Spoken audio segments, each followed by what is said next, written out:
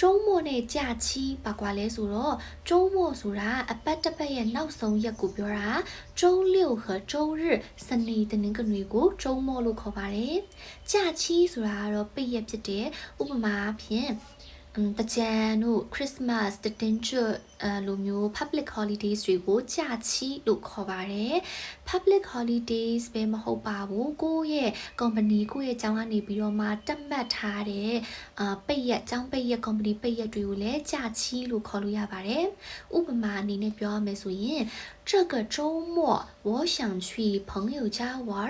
这个周末我想去朋友家玩ဒီစနေတနင်္ဂနွေငါတငယ်ချင်းကိုသွားလေ့ချင်တယ်这个假期我打算去海边玩这个假期我打算去海边玩ဒီပိတ်ရက်မှာငါပင်လယ်ကမ်းခြေမှာသွားလေဖို့စီစဉ်ထားတယ်ဒါဆိုရင်周末နဲ့假期ရဲ့ကွာခြားချက်ကိုသိမယ်လို့ထင်ပါတယ်နောက်ထပ်တိချင်တာလေးရှိရင်လည်း comment မှာရေးထားလို့ရပါတယ်နော်။老师အားရင်အားတလို့ပြန်ဖြေပေးသွားပါမယ်။